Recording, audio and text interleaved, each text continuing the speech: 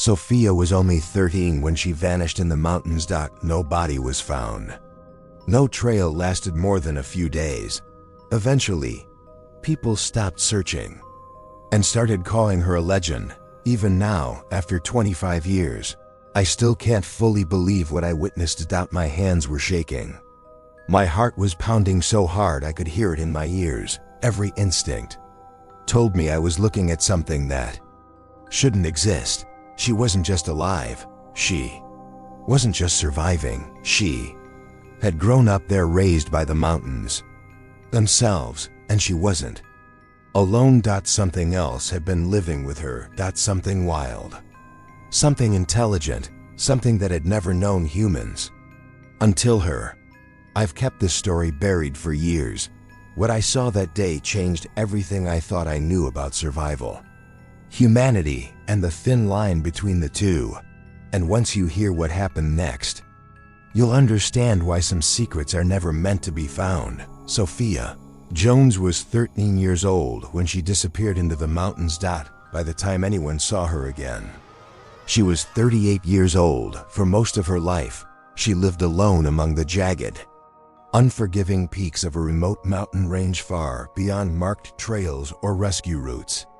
Her family searched desperately in the early years. Volunteers came. Helicopters circled. Posters faded on old notice boards. Eventually, hope wore thin, and the world moved on, believing Sophia had become another name lost to the wilderness. But Sophia survived. She didn't grow up with classrooms, neighbors, or city noise.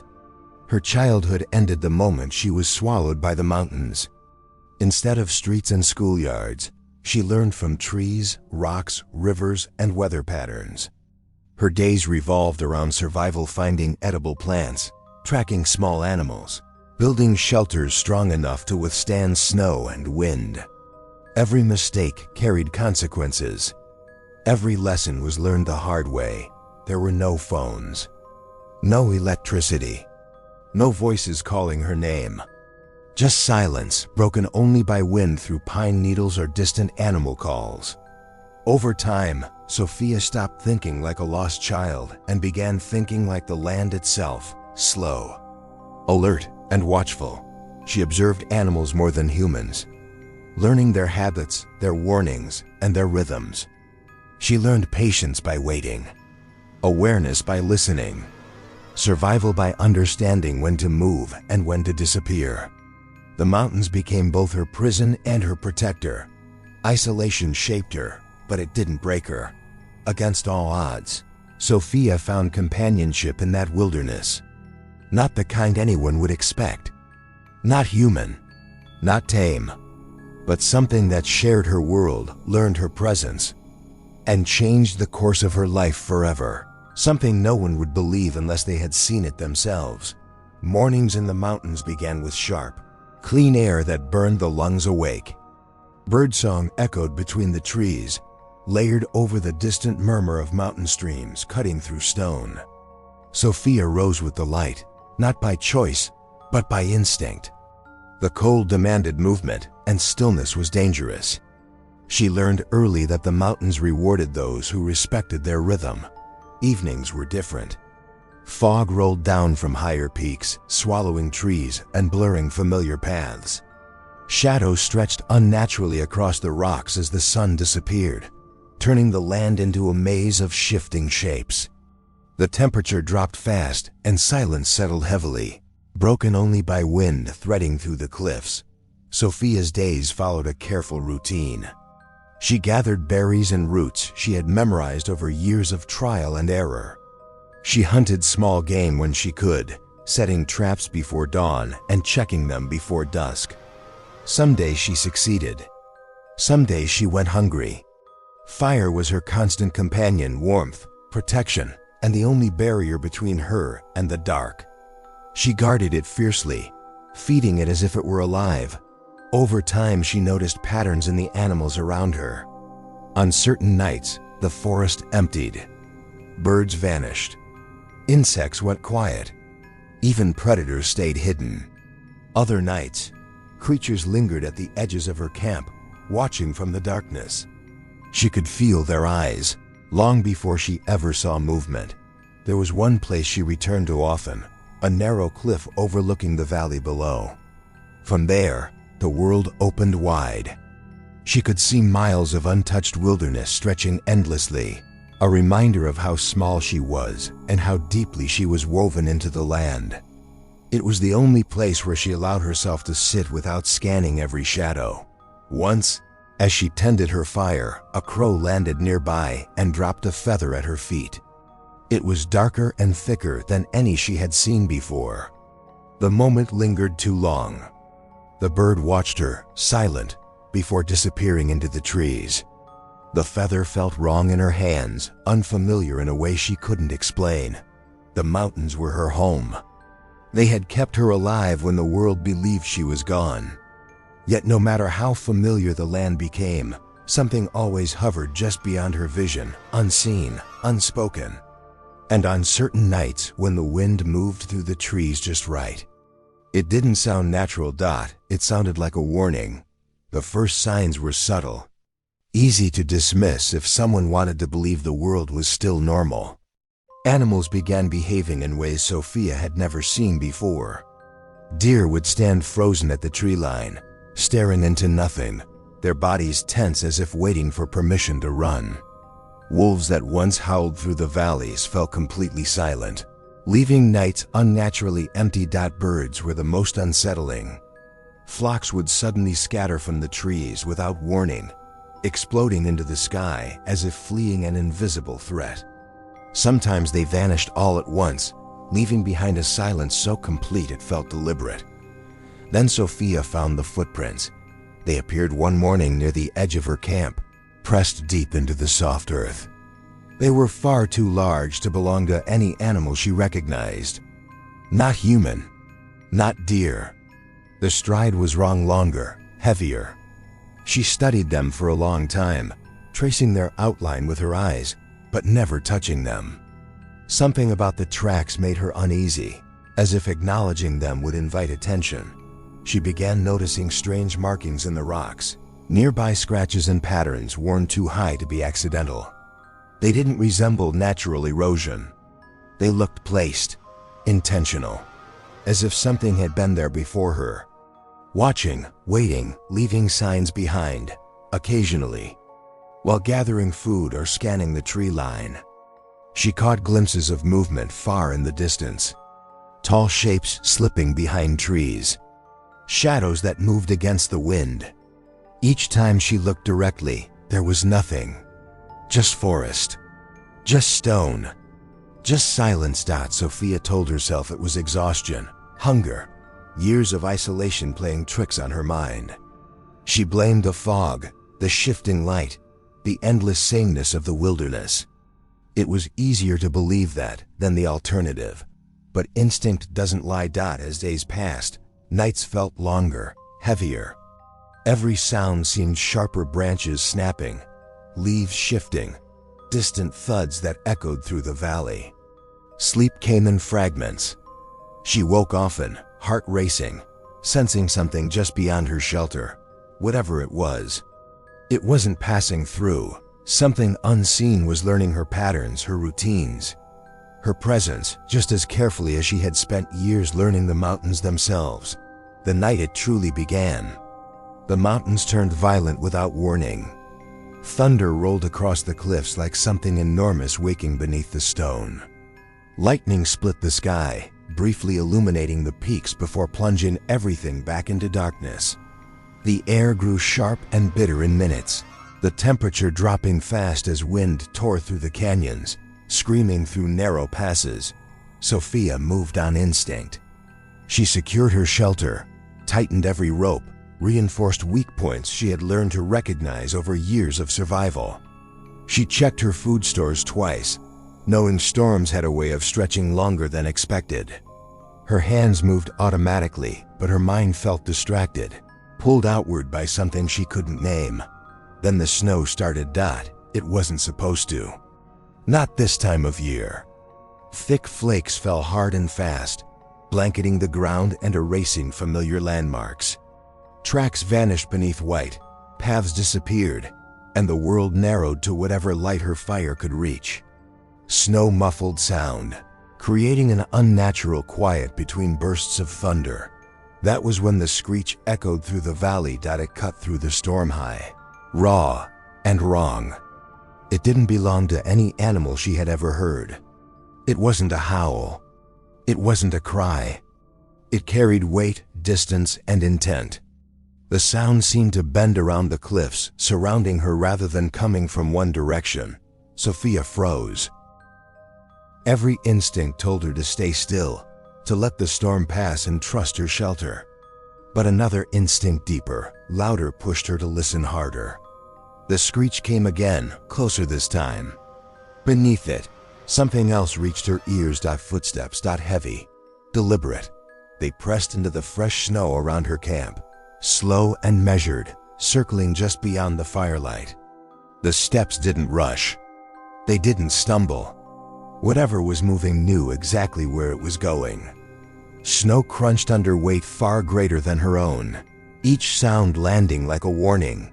Sophia held her breath, heart pounding so hard it drowned out the wind. She strained to see beyond the storm, but the snow and darkness swallowed everything. The fire flickered, shadows leaping wildly against the trees. In that moment, she understood something with terrifying clarity. The mountains hadn't just changed, and whatever had found her that night wasn't driven away by storms or cold. She had survived the wilderness for 25 years, but she was no longer prepared for what was coming next. The screech came again, sharper, closer, slicing through the storm with unmistakable intent. Sophia's body reacted before her mind could catch up. She seized a burning branch from the fire, its flame struggling against the wind, and stepped outside her shelter. Snow whipped across her face as she scanned the darkness. The torch cast unsteady light over trees, rocks, and swirling white. Nothing moved. No shapes. No eyes reflecting back at her. Just snow piling where the firelight faded and shadows, stretching and collapsing with every gust of wind. The silence returned. Slowly, the tension in her chest loosened. The screech didn't come again. The footsteps didn't follow. She told herself the storm had played tricks on sound, that fear had sharpened every noise into something larger than it was. After a long moment, she retreated back inside, shielding the flame and convincing herself the danger had passed. Relief settled in, thin, fragile, but enough. Then a branch snapped. It was close. Too close. Not buried beneath thunder or wind, but clear and deliberate. The sound came from just beyond the shelter, heavy enough to carry weight. Sophia's heart slammed against her ribs. Fear surged, but it wasn't alone. Curiosity rose with it, unwelcome and persistent.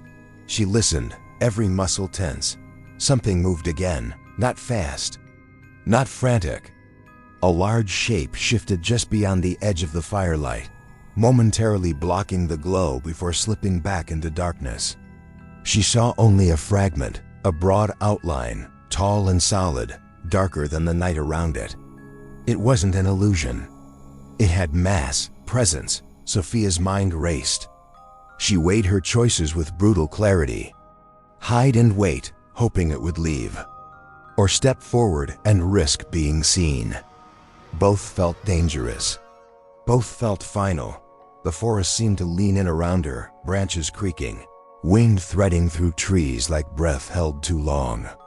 The silence felt intentional, as if the land itself was waiting to see what she would do. She stood frozen between instinct and action, aware that whatever was out there knew exactly where she was, and it was not in a hurry. The growl rolled through the mountains low and deep, vibrating through the ground more than the air. It wasn't the sound of an animal defending territory. It carried a roughness that felt almost human-strained, exhausted, and painfully close. The moment it reached her, Sophia knew this wasn't something she could ignore. Her instincts flared, sharp and undeniable. She didn't understand why, but she knew she had to see it. Curiosity alone couldn't explain the pull. It felt heavier than that, personal, like responsibility settling into her chest without permission. The sound came again, closer now. Beneath it, she heard uneven movement, dragging, struggling. Whatever was out there wasn't hunting. It was hurt, or lost. The realization tightened her throat. She had lived long enough in the wilderness to recognize distress when she heard it. Every part of her training told her to stay inside. Shelter meant safety. Fire meant protection. Stepping into the storm meant exposing herself to the unknown. Yet something stronger pushed her forward. She wrapped herself in layers, gripped the torch, and stepped beyond the edge of light. Snow crunched loudly beneath her feet, each step echoing through the trees. The wind howled, clawing at her clothes and stealing warmth from her skin. Fear surged, but it sharpened instead of paralyzing her. Adrenaline burned through the cold, heightening every sense. She followed the sound into the trees. Then she saw the eyes. They caught the firelight suddenly, reflecting it back with startling intensity. Not the flat shine of an animal. Something deeper. A gaze filled with intelligence, fear, and hesitation. The eyes didn't flee. They watched her studying, weighing, just as she was doing. For a moment, neither moved. The space between them felt charged, fragile, as if one wrong motion could shatter everything. Sophia realized then that she wasn't facing a mindless creature. Whatever stood before her understood her presence. She could still turn back. Retreat into warmth and safety. Pretend she had never seen those eyes, but she didn't. Once they met, there was no retreat left. And whatever waited in the darkness knew it too. At first, Sophia could only make out the shape. It stood among the trees as a dark silhouette, taller than any human, hunched beneath the weight of its own mass.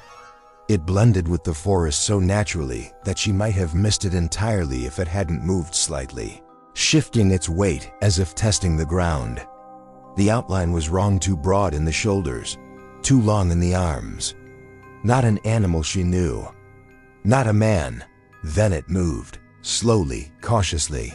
The figure stepped into a break in the clouds where moonlight spilled through.